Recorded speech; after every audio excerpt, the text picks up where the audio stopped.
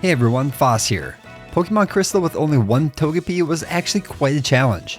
With 2 regions to overcome, that challenge took a very long time, so let's get back to a game that only has 1 region to conquer.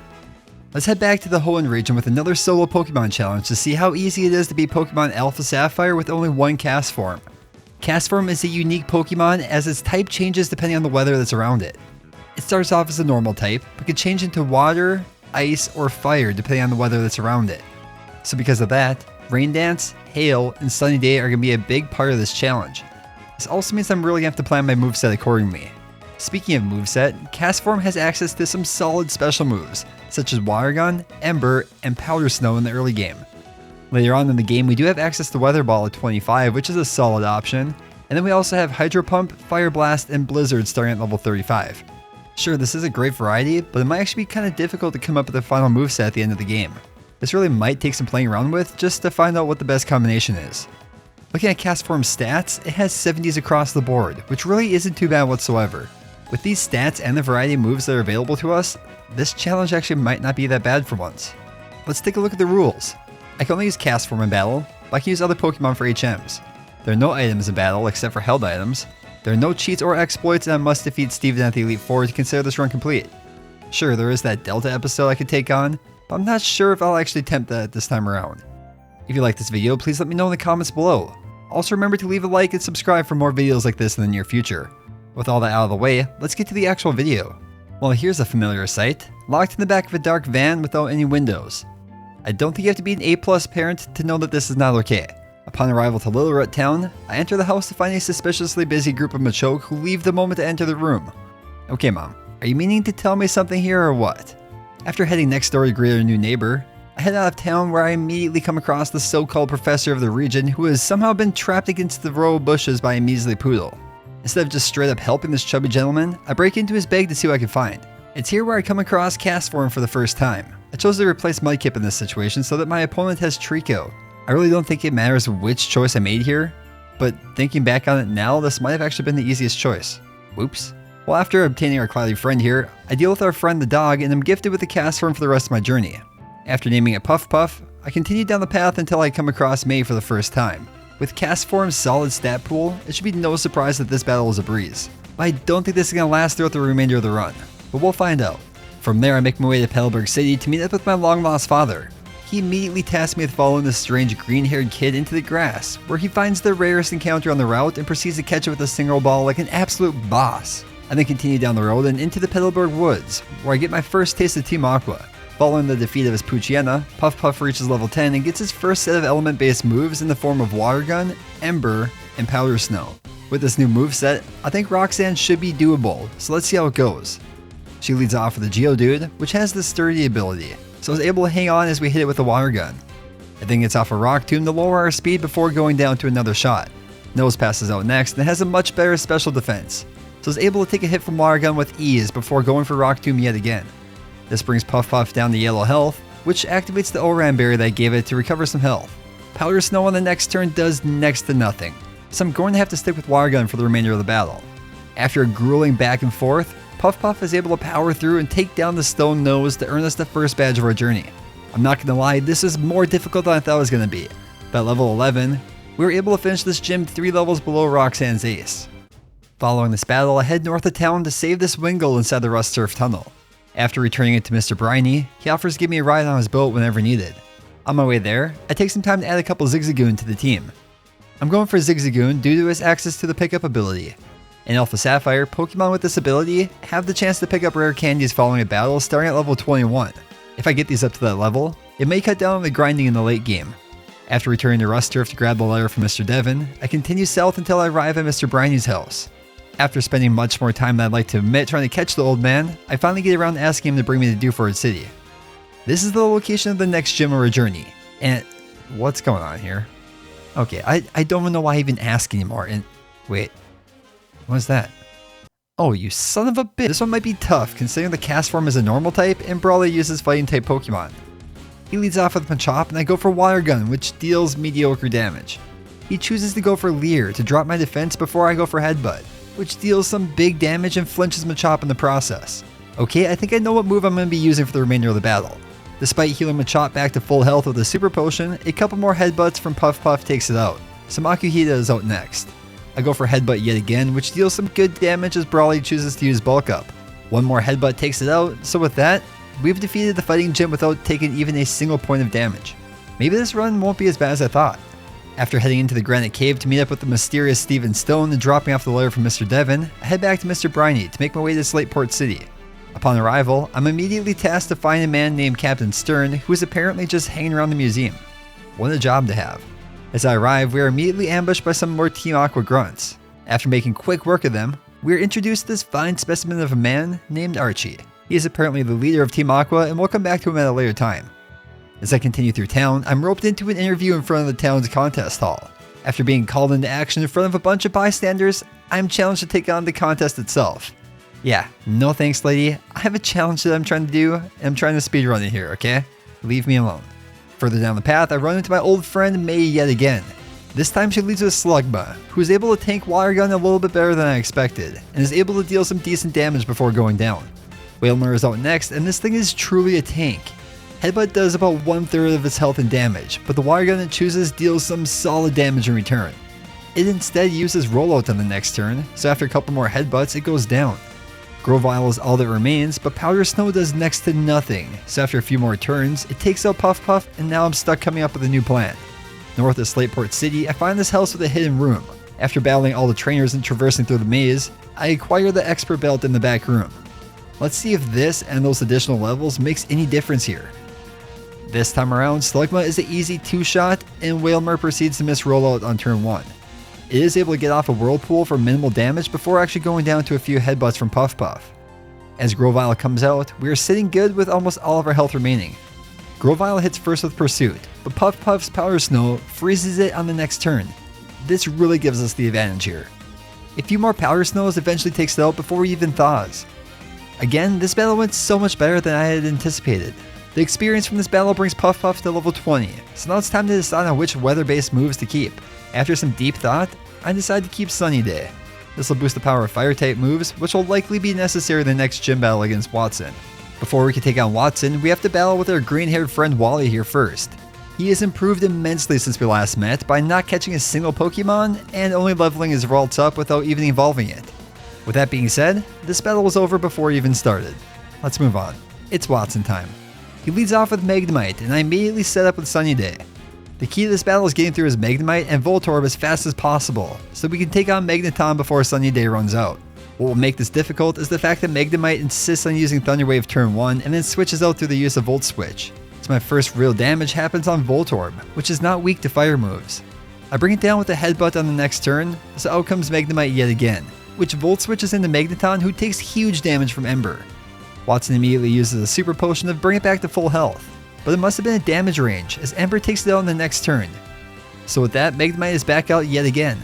Unfortunately for me, Sunny Day runs out and Puff Puff succumbs to paralysis on the next turn, so a few more Volt Switches from Magnemite takes it down. If I can prevent that paralysis, perhaps this could have went a little bit better.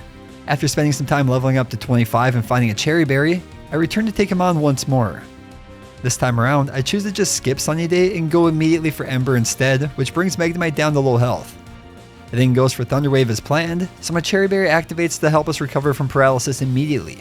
Watson then heals it back to full health, but a couple more Embers takes it out before he even gets off another shot. Voltorb is out next and goes down to a single headbutt, so we're heading into the battle against Magneton with full health remaining. I go for Ember on turn 1, which deals about half its health and damage before it retaliates with Supersonic to confuse us. Puff Puff powers through confusion though to land one more Ember to take it out. So with that, we've earned the 3rd badge of the region, and that weather move made no difference whatsoever there. From there, it's time to head north to Meteor Falls to trigger the next Team Aqua storyline. After having some tag team action with Maze, we take out a couple Team Aqua executives. Some Team Magma members arrive, and the next thing you know, we're hightailing it out and making our way back to the top of Mount Chimney. At the top of the mountain, we have another encounter with Archie to decide who is the rightful owner of the stolen meteorite.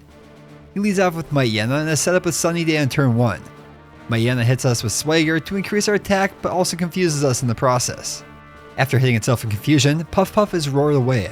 Instead of switching out and giving Archie a free turn, I allow Myena to knock out Zigzagoon to allow us a free switch back into Puff Puff. By this point, Sunny Day has ended, so I choose to go for Weather Ball, which deals just under half its health and damage before it misses a Swagger on the next turn. Puff Puff lands a headbutt to bring it down to low health before Might Yenna actually lands a Swagger, but our Cloud friend powers through to knock it out with one more headbutt. Sharpedo is out next, but thanks to that attack boost, Headbutt takes it out. But Puff Puff takes some damage from Rough Skin in the process. Golbat is out last, but Puff Puff hits itself in confusion before a wing attack from Golbat brings us down to red health. It then powers through confusion on the next turn to knock out Golbat with a single headbutt, making us the true owners of that meteorite. Wasting no time at all, I head straight to Lava Ridge Town to take on Flannery and her team of Fire-type Pokemon. I would like to say that this one was a challenge, but honestly I'm pretty sure I just fell asleep on the rapid fire button that chose Weather Ball because I really didn't choose any other moves throughout this entire fight. Torkoal should have been a threat, but it chooses to use Curse instead of actually using a damaging move, so it went down without dealing any damage. I guess it did set me up for some big damage from Earth Power from Numel on the next turn, but it wasn't enough to take Puff Puff out. So after just under a minute, we've added another badge to our repertoire. Since we're on that badge grind already, I head straight to Petalburg City to take on my father to show him who the real man of the house is. The trainers in this gym provide Puff Puff enough experience to get to level 35, which means we have some improvements to our moveset here. Norman leads off with Slacking, who goes for Yawn on turn 1 as I miss Hydro Pump. I decide to set up Sunny Day before going to sleep, hoping to wake up while it's still going. Slacking hits us with Retaliate for minimal damage before we wake up and get some decent damage thanks to Weather Ball. Thanks to Slacking's ability, it spends the next turn loafing around before Norman heals it back to full health. Weather Ball must have been in a damage range, as one more shot takes it out with a single shot this time around, so Vigoroth is out next. Puff Puff outspeeds and takes it out with a single Weather Ball, so one last Slacking is all that remains. Sunny Day is worn off at this point, so I take the time to set up another, hoping this will give us the boost needed to take it out with a single shot. Slacking decides to use Swagger on turn 1, but Puff Puff powers through the confusion one more time to take it out with a single shot thanks to that stat boost. As it goes down, we earn ourselves the 5th badge of our journey, and the title of the man of the house.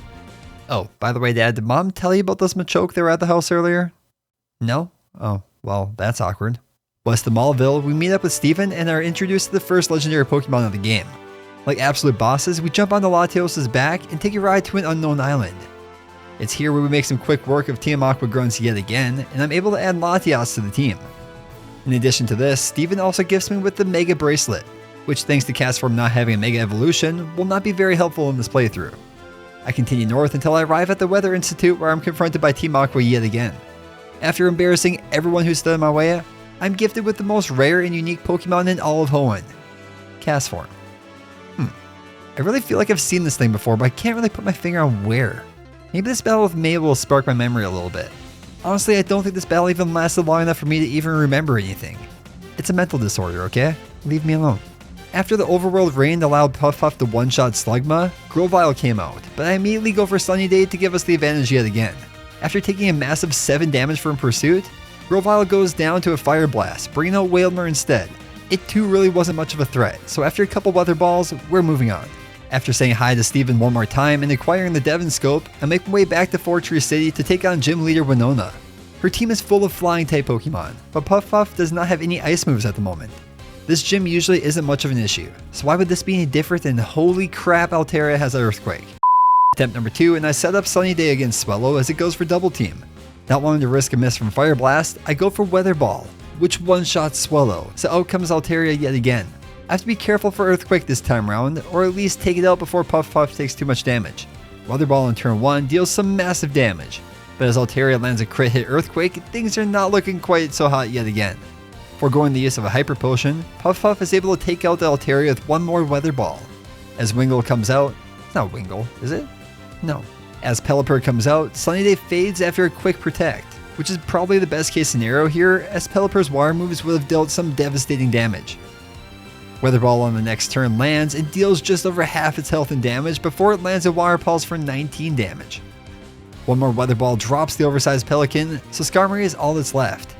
Hoping the Fire Blast would be enough even without the Sunny Day boost, I go for it, and it one-shots the Steel Bird. With that, we've added another badge to our collection and are only 2 badges away from completing the Hoenn Region Gym Challenge. From there, I make my way to Lily Cove to grab the TM for Thunder before heading to Mount Pyre to grab the red orb from the summit. With this orb in hand, I make my way back to Slateport to stop Team Aqua in their tracks. Wait, did I say Slateport? I meant the Team Aqua hideout just inside of Lily Cove. Okay, come on, are you kidding me? Before wasting any more of my time on the creators of Water World, I stopped by Moss Deep City to take on the next gym of our journey. Tate and Liza are often a difficult challenge, and are the only double battle gym leaders up until this time. And being that this is a Castform only challenge, I think you know what that means. After stopping by the local Pokemon Center, I recruited our little friend Fup here, that's hard to say, that we received from the Weather Institute to assist us in this battle. I choose to skip the use of Rainy Day by Fup as I don't really want it to play any major part in this battle. It appears that this would have been unnecessary anyways, as Puff drops Soul Rock with a single Hydro Pump to the face. Or the body. I'm pretty sure this thing's entire body is just his face, right? Either way, Lunatone takes out our little friend here, so now it's just a 1v1 face-off that's favored strongly in one direction. Watching the fog of his fallen friend disperse, Puff unleashes a ferocious Hydro Pump upon the Stone Moon to again drop it with a single shot. I'm honestly surprised by how easy this battle is compared to the games where they have 4 Pokemon in their arsenal. But I'll take an easy win at any time. No arguments there. After grabbing some scuba gear from Steven at his house at Lily Cove City, I traverse the depths of the ocean until I arrive at the seafloor cavern. Deep inside this cavern, I come across... Okay, what's going on here? Totally not anything demonetizable. I promise. After fighting a fierce battle against the first Mega Evolution of the challenge, I'm able to take down Archie's team. But apparently this means nothing as he grabs a blue orb from his pocket to awaken the sleeping Kyogre, which immediately calls a torrential rainstorm upon the earth. After dropping the hot take the Water World actually wasn't a good movie, Archie realizes his mistake and it's up to me again to fix it. After making my way to the Cave of Origin, I decide now is the time to test out that scuba gear to the fullest extent by jumping onto Kyogre's back and riding it deep into the heart of the cavern. What is it with me and riding these legendary Pokemon like they're a freaking circus pony? Despite being able to ride this legendary beast with ease, fighting it is another story. Kyogre is one of the most difficult legendary Pokemon to defeat, and that's without it being in the primal form. With this huge boost, Puff's life is waiting to just be sent into the abyss, and yeah, I just caught it with a Master Ball. After putting this puny creature on the bench where it belongs, I make my way to the gym to take on the final leader of this challenge. After spending much more time on this glass floor puzzle than I'd like to admit, it was time to take on Wallace and his team of Water-type Pokemon. Water types stack up pretty well against Castform, who only has Thunder in its moveset that will be dealing any real damage. Pulling a classic Foss move though, I misclick and choose Hydro Pump on turn 1 to deal only half damage to the Love Disc as it retaliates with Attract. After being immobilized by Love for one turn, Puff powers through on the next turn to land a Thunder and take out the Floating Heart. Milotic is out next, and after paralyzing it with Thunder on turn 1, the move decides that now is the time to show us how inaccurate it actually is by missing 2 straight turns before finally landing another shot. Luckily for me, Wallace's paralysis luck was worse than my accuracy, so Puff is able to go for many turns without taking any damage. Wallace delays the inevitable by throwing out a Hyper Potion and using Recovery to ensure Milotic can withstand a few more shots from Weather Ball as the PP from Thunder was dwindling quickly.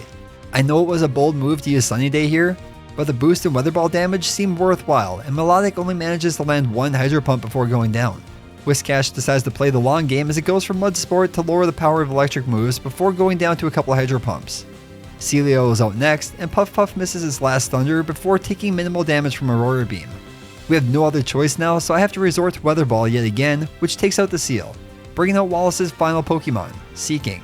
With only one Weather Ball remaining, I have no other choice but to use it thanks to Celio's Encore that it got off before going down. Seeking then uses Rain Dance, which would have been a really nice addition to Weather Ball's damage had it been used first.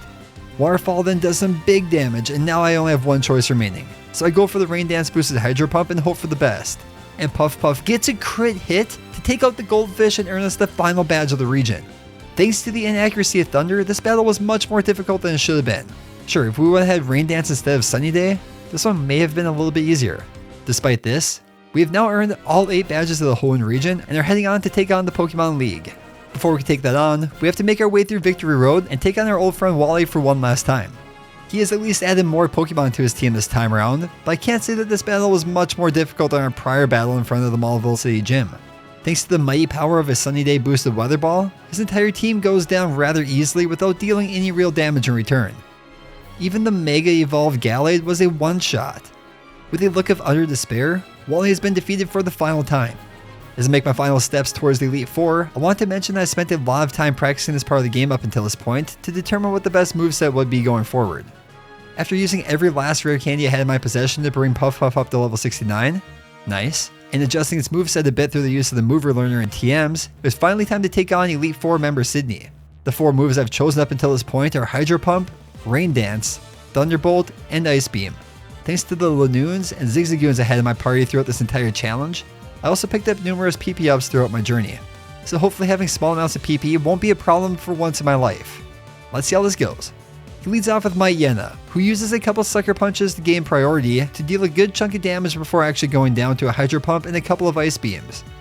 Shiftry is out next, and hopefully Ice Beam is able to take it out quickly. It again is able to gain priority through the use of Fake Out. But Ice Beam deals plenty of damage, so down it goes to a single shot. Up next is the older brother of a website where you can buy a vehicle online, which is delivered directly to your house. Not a sponsor, probably should be a sponsor. It falls about as quickly as the website did, so out comes Absol instead. Thunderbolt deals huge damage to bring it down to red health, but the Night Slash deals plenty of damage in return before Sydney brings it back to full health with the full restore. Puff Puff shows off its speed as it hits Absol with 2 straight Thunderbolts to take it down. Cacturn is all that remains, but a crit hit Ice Beam takes it down. Was the crit hit necessary? I don't know, probably not. But with that, we've defeated the first member of the Elite Four and we're moving on. Phoebe is up next, and her team of ghost Pokemon can be brutal to deal with. She leads off with Dusclops, who confuses Puff Puff after we start setting up with the Rain Dance. Our Cloud friend powers through confusion to land a Hydro Pump and take it out with a single shot. Dusknoir is out next, and we have to watch our PP now since it has the ability Pressure. I guess we don't have to worry as Puff Puff powers through confusion yet again to drop it immediately, bringing out Sableye instead. He gets off a Fake Out before Puff Puff snaps out of confusion before landing a Rain Dance boosted Hydro Pump to take it out. And the rain ends as Banette comes out. I go for Ice Beam, hoping for the best, or at least a freeze, but I get neither. Banette goes for Toxic, which misses. Thanks to this, despite the use of a couple full restores, the last 2 Banette stand no chance against the power of our Ice Beam. So after a few more turns, the battle is over. I'm not gonna lie, if Toxic would have landed, I think we may have lost this battle thanks to the stalls that Phoebe was using. That wasn't the case this time around, so instead, we are moving on. Up next is Glacia, and I would like to say that this one was difficult, but I'd be lying. Half the useful turns she has are wasted by her Pokemon using Hail, which obviously has no effect on Castform once it transforms into its snowy form instead. Walrein was at least able to deal some damage with Surf before going down, and Frostlass was able to confuse Puff Puff, but the little guy just powered through the confusion to take out the remainder of her team without hitting itself even once. I'm not gonna lie, we've had some insane confusion luck in this challenge. With the lack of solid move choices here, I'm honestly surprised that this went so well. The last member of the Elite Four is Drake and his team of Dragon Pokemon.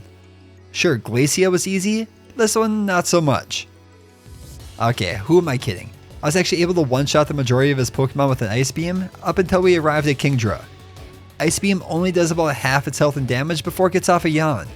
But one more Ice Beam takes it out. No, actually leaves it with just a sliver of health and freezes it in the process. So close. Drake restores it back to full health with a full restore, resolving the frozen condition as well. Despite now being asleep, Puff Puff somehow manages to dodge a 100 accuracy Surf despite no drops in accuracy here. I'm not really sure how that works, but again I'm going to take it. Surf lands on the next turn, but Puff Puff wakes up to drop the Seahorse with a couple more Ice Beams to the beak. As it goes down, we've beaten the final member of the Elite Four. Like many other games, it would not be Pokemon unless there was 5 members to the Elite Four. So as we make our way towards the final gate, make your guesses on whether or not you beat the Pokemon champion Steven with our first attempt.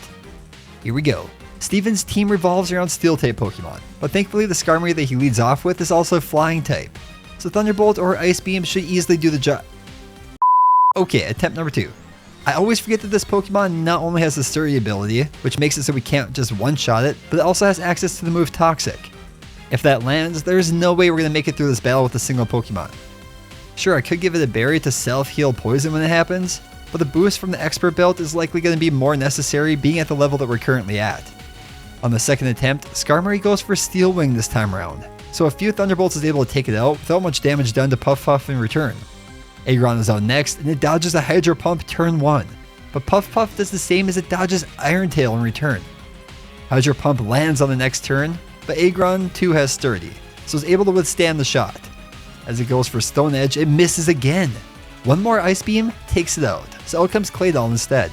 I go for Hydro Pump hoping for the one shot, but it survives with red health, but just sets up a Reflect instead. This is not the most beneficial move here considering that all my attacks are special attacks, so I'll take it. After being brought back to full health, Puff Puff freezes it with an Ice Beam. I considered using Rain Dance here to set up, but knowing that Cradily was likely coming out next, I decided that Ice Beam would have to do to avoid excess damage from Cradily's Giga Drain. Clay Dollar goes down, and the Fossilized Flower was indeed up next. Ice Beam brings it down to yellow health, and it goes for Giga Drain to restore a little health. But it's not enough to withstand one more shot from Ice Beam. Armaldo is out next, but it leaves just as fast as it arrived. This battle has gone way better than I could have asked for up until this point, so as Metagross comes out, we are sitting pretty with over half our health remaining. I really don't know what the best option is here, so I choose to try Hydro Pump as Metagross Mega Evolves before hitting us with Bullet Punch for some big damage. Hydro Pump barely does over a quarter of its health and damage, so at this point, things are not looking good. I go for Ice Beam hoping for the freeze, but I don't get it. Puff Puff then vanishes before my eyes, as the power of a Giga Impact annihilates my Cloud friend. We came into this battle sitting so well, but we were only able to bring Metagross down to half health. This may not actually be possible at this level. After scrolling through my bag, it crosses my mind that I never used Rain Dance in that last battle. Why is this relevant? Well, as I scroll through my TMs, I realized I still have the TM for Flamethrower in here. Why did I not think about this before? After replacing Rain Dance, I head back into this battle to give it another try. Against Skarmory, we are again able to avoid Toxic as it goes for Steel Wing yet again. For both Skarmory and Aggron, I go for the Ice Beam in an attempt to freeze while also breaking the chance for Sturdy to save them on the next turn. I then misclick yet again as I select Thunderbolt instead of Hydro Pump on the next turn, thus allowing Aggron to get off a bit more damage before finally going down. Claydol again gets off a useless Reflect before going down. Cradily goes down to a couple Ice Beams, and Armaldo is a one-shot yet again with Hydro Pump. As Metagross comes out, we're not sitting as pretty as I would have hoped as we only have 59 HP remaining. Will Flamethrower be enough this time around? Or will Metagross outspeed and take us out with a single shot? Metagross skips the use of Bullet Punch, so we go first as Flamethrower lands. Will this actually be enough? Yes, it lands a crit hit to take out the Mega Evolved Metalhead with a single shot. Was a crit hit necessary? Yeah, probably, but it doesn't matter because with that, we have finally taken down Steven and earned our rightful place as the champion of the region while using only one single Castform. As we make our way to the Hall of Fame, Puff Puff and I reflect on the other adventures that we have overcome up until this point. We are now 16 Pokemon challenges in, and there are many more to come. If you have any suggestions for future videos, tweet them at me or let me know in the comments below. But that's going to do it for today's video. If you like this video, please let me know in the comments below. Also remember to leave a thumbs up and subscribe for more videos like this in the near future. I hope you stick around because next time we're going to be heading back into the realm of the randomizer Nuzlocke as I take on Pokemon Black yet again. Watch for that video to be released in the coming weeks. And also remember that if you want to be part of the action live as it happens, you should head over to my Twitch channel and drop a follow. A link for that can also be found below. With all that out of the way, I'd like to thank you all for watching, and I'll catch you on the next one.